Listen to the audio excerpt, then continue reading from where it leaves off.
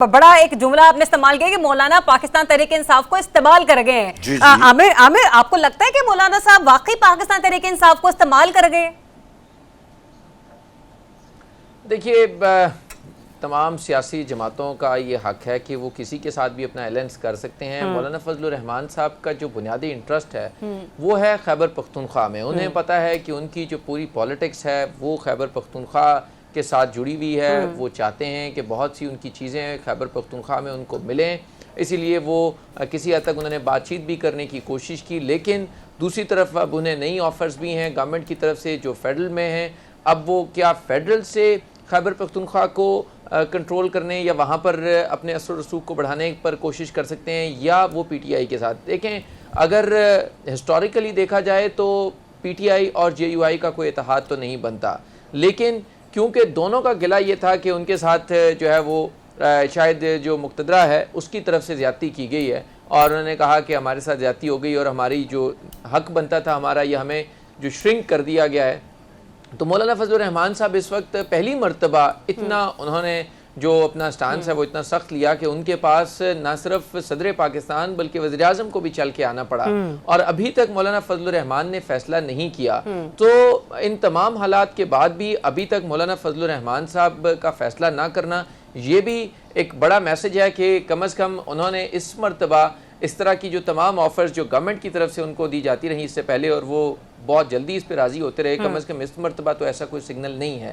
تو مولانا فضل الرحمان انور ایسا بالکل ٹھیک کہہ رہے ہیں کہ دیکھیں انہیں یہ پتہ ہے کہ یہ جو ہوتی ہیں نا یہ پالیٹکس میں جو فیصلے ہوتے ہیں اس طرح کے کہ آپ نے فوری طور کے اوپر حکومتوں میں شامل ہونا ہے, اس وقت پتہ ہے مولانا فضل الرحمان کو بھی کہ وہ اگر کوئی بھی نان پاپولر یا ان پاپولر جو ہے وہ فیصلہ کریں گے تو اس کی انہیں پولیٹیکل قیمت بھی ادا کرنا پڑے گی, اور وہ اس وقت بالکل ایسا نہیں چاہتے کہ انہیں ان کے پاس ہے ہی کچھ نہیں کہ وہ کوئی سیاسی قیمت ادا کریں, کیونکہ وہ اس وقت صرف کچھ حاصل کرنے کی پوزیشن میں تو ہیں پر کچھ گنوانے کے لیے ان کے پاس اب کچھ بچا نہیں ہے.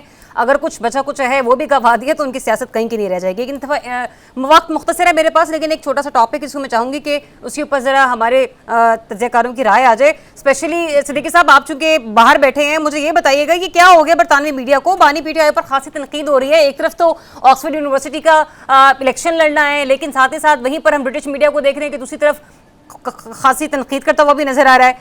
کیا وجہ ہے, یہ اچانک سے ہو کیا رہا ہے وہاں پہ؟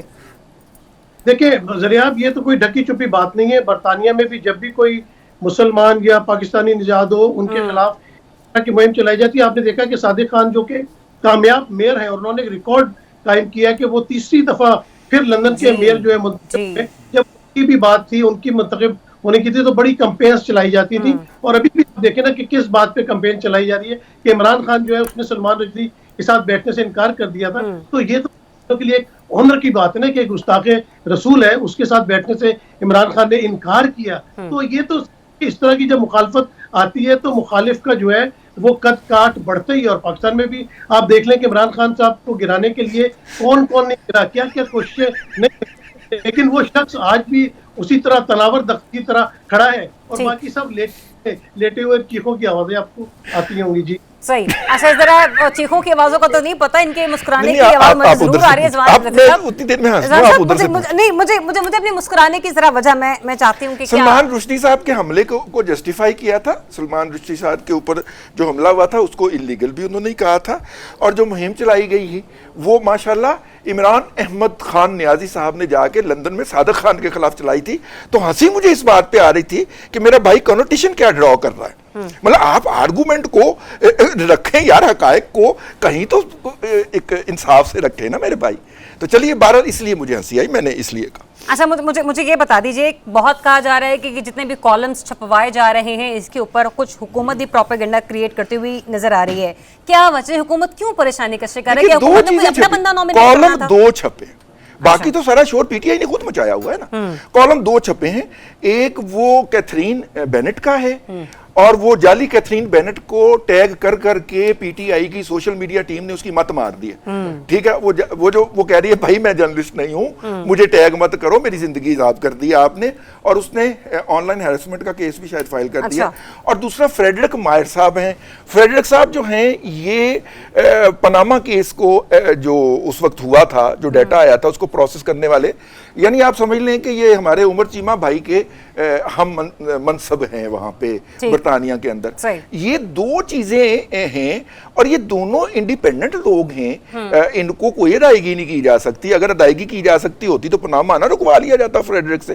तो देखिए पीटीआई ने खुद अपने पांव के ऊपर कुल्हाड़ा मारा है। इतनी अर्ली कैंपेन शुरू करने की क्या जरूरत थी यार? आप 28 को इलेक्शन थे, आप 20-25 को कैंपेन शुरू कर दें।